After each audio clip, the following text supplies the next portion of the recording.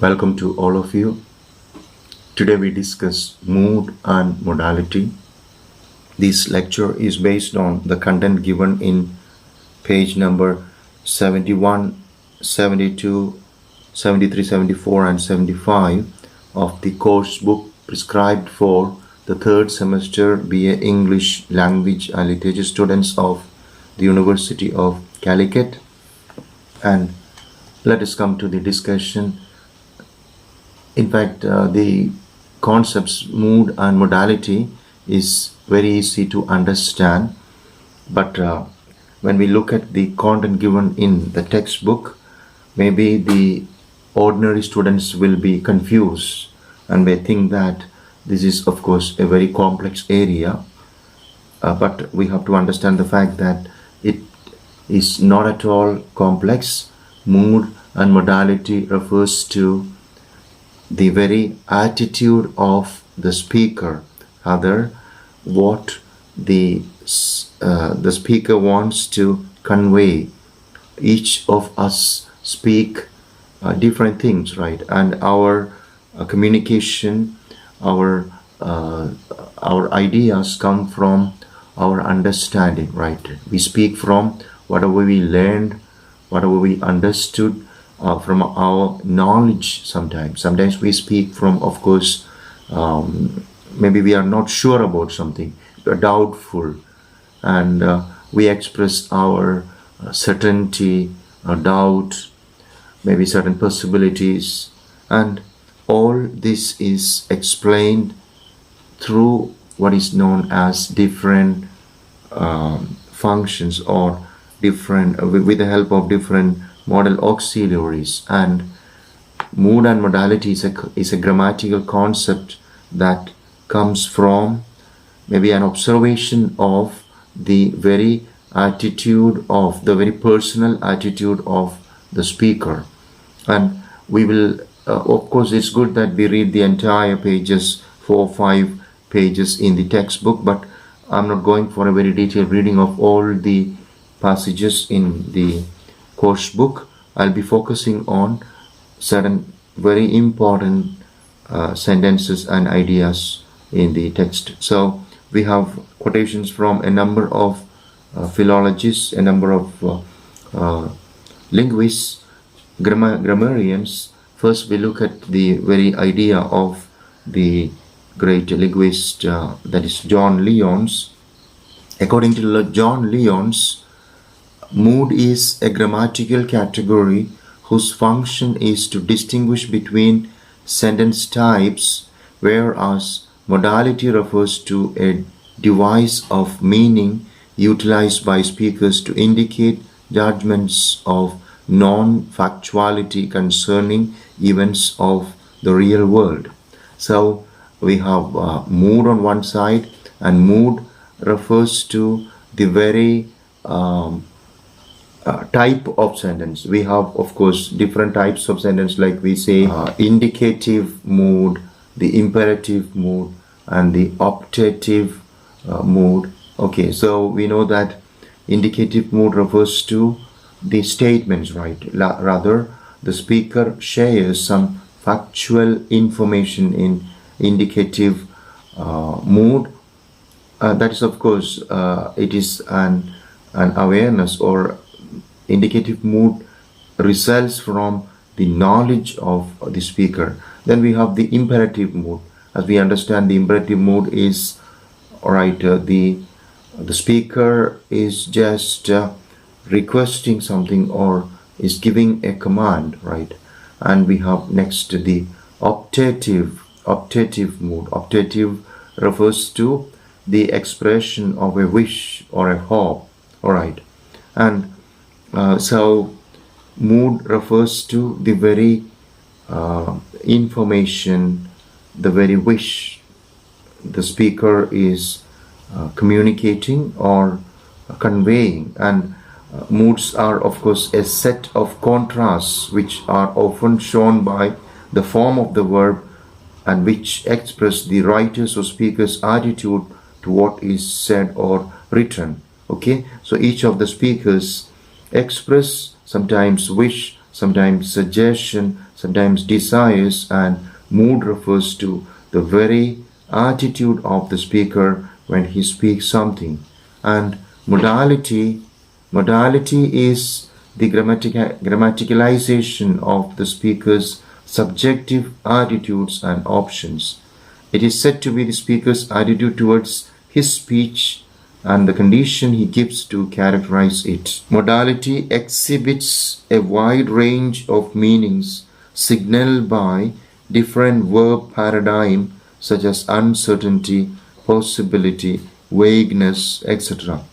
Such contrasts can either be signaled by various inflectional forms of a verb by using modal auxiliaries like may, can, shall, etc. And according to the grammarian Quirk, modality is the speaker's judgment on the truth value of the propositions. And we can understand that we have two types of modality, that is, of course, epistemic modality and root modality.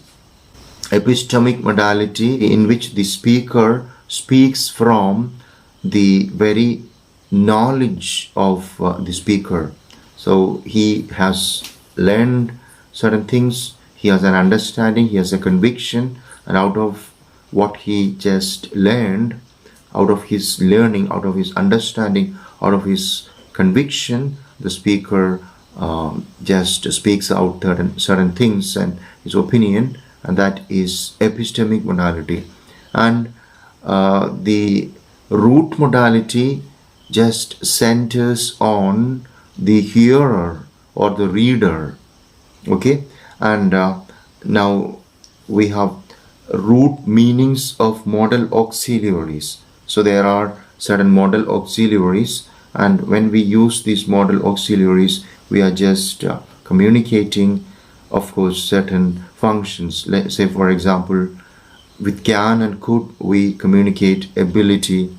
With can, could, may, might, permission can also be just communicated, and with must, ought to, shall and should we can express obligation, and with will and would we can express our mental disposition like volition, right? Then with will, shall we can again express prediction. With may and might we can express possibility, and with will and would we can of course express habitual activity. So these are all certain modal auxiliaries we depend on to indicate modality. And we have different kinds of modality. Again, say for example, we have different expressions of modality, and let us look at important categories of modality. There are three categories of modality, and they are epistemic modality, deontic modality, and circumstantial modality. Let us understand what we mean by epistemic modality. This is in page number 74 of the course book. We have epistemic modality. So epistemic modality is possibility and necessity relative to a speaker's knowledge. So a speaker has certain knowledge, he has an idea, and out of that knowledge, out of that idea, the speaker makes certain utterances, and that is epistemic modality. So exam point of view, students will be given certain sentences, and they may have to distinguish between the sentences and say which is the modality in the given sentence. So epistemic modality is a kind of modality that just indicate the speaker's knowledge. Then we have deontic modality. Deontic modality has to do with permissions and obligations according to some system of rules. So deontic modality is about permissions and obligations. Then we have circumstantial modality. It's a relative. It's relative to the relevant circumstances of a conversation, and in general dependent on facts of the world rather than the agent's knowledge. So we have certain general truths about the world, certain facts of the world, and such observations on the facts of the world could come under the category circumstantial modality. And epistemic modality and deontic or dynamic modality hypothetically don't seem to have much in common, as the former relates to the speaker's attitude to the truth value of a proposition, whereas the latter is concerned with events which are not actualized.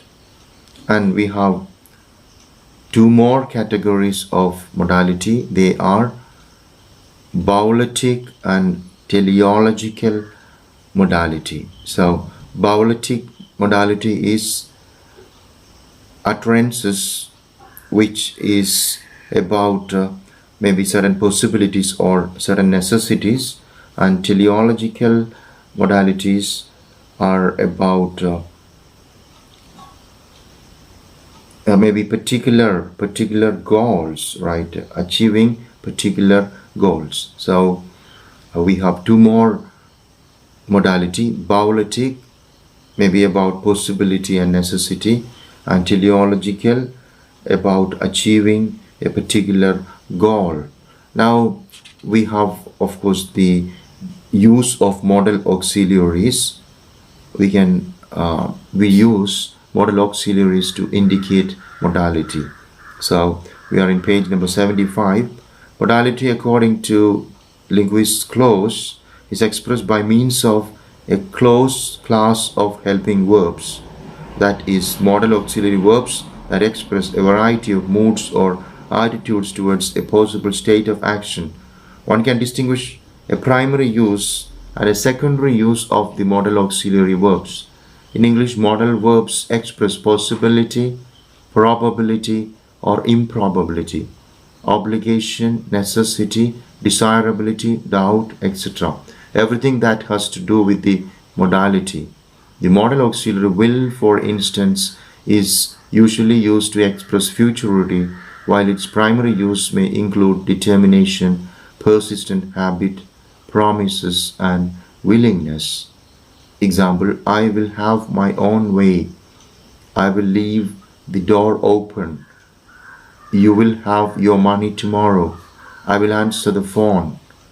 So all this shows the mode of the speaker, and modality such as possibility, probability, improbability, obligation, necessity, desirability, doubt, etc. is indicated with the help of modal auxiliary. And we have the auxiliaries ought to and must. Ought to and must is denoting obligation. So we have I ought to go to Baghdad. I must always study. She can cook well. May I have your dictionary, please? They may come at any moment. Ali might come in the evening. So these are all different modalities which indicate permission, likelihood, uncertainty, etc. Now we come to the exercises in page number 76. So here, attempt the following questions. Identify whether the given sentence is deontic or epistemic. So deontic modality is statements or sentences or statements which convey permission or obligation are deontic modality, and epistemic modality are statements or sentences that just result from speaker's knowledge. So we have 8 sentences here, and we have to find out which of the sentences is deontic modality and which is epistemic. Maybe the examination will be held next month. Okay, this is just an example for epistemic modality, because this is This statement comes from the speaker's knowledge. Maybe the examination will be held next month. Okay. Now we move on to the second one. You must submit your assignment next week by the latest. This is just an obligation, right? It's an obligation, and it is deontic modality. You must submit your assignment next week by the latest. Third one, you may bring your calculator in the exam room. So this is permission, and it is deontic modality. You may bring your calculator in the exam room. There can be a ghost in the old building. This is again speaker's knowledge. Maybe the speaker thinks that speaker believes that there is a ghost in the old building, and this is epistemic modality. There can be a ghost in the old building. Now we have another one. The train is on time and it is 10 o'clock, so it ought to have reached here. So here it is again, the speaker speaks out of his knowledge. The train is on time. He knows that he checked with the railway station authorities and railway authorities, and he is sure that the train is right on time, and it will, of course, it ought to have reached here. So this is example for epistemic modality. Then in monsoon you should always carry an umbrella with you. This is, of course, obligation. You are obliged to carry an umbrella during monsoon, otherwise you may get wet in the rain and you may have cold or fever or pneumonia, right? So this is, of course, an example for deontic modality. Now we move on to the seventh sentence. Water will freeze if it's under 0 degrees centigrade. This is epistemic modality. The speaker speaks out of his knowledge, right? Now we move on to the last one, the eighth one. You ought to examine your car before you go far. This is obligation, and this is an example for deontic modality. Okay, so we come to the end of the discussion on mood and modality. So it's very easy to understand. Mood is, of course, a grammatical category in which the speaker is communicating his attitude, and mood and modality together refers to different functions and possibilities. Okay, say for example, we have permission, obligation, then denial of the permission, expressing possibility, then expressing desirability, doubt, etc. So all this is indicated with the help of modal auxiliaries, and such kind of communication in which maybe all these are communicated, it could be what is known as modality. All right, so we have to understand that there are different types of modality: epistemic modality, deontic modality, circumstantial modality, bauletic modality, and teleological modality. So epistemic modality is a kind of utterance that just results from the speaker's knowledge, and deontic modality is modality or statements or sentences that indicate permissions and obligations, and circumstantial modality are utterances or sentences which are about general truths, general facts, that is, of course, facts of the world, universal facts and all. And bauletic modality refers to maybe certain possibilities or necessities, necessary things, right, communicated. And teleological modality is about the mental attitude of the speaker to do maybe of course certain possibilities to achieve certain goal is communicated through teleological modality. So with that we can come to the end of the discussion on mood and modality. Thank you for listening.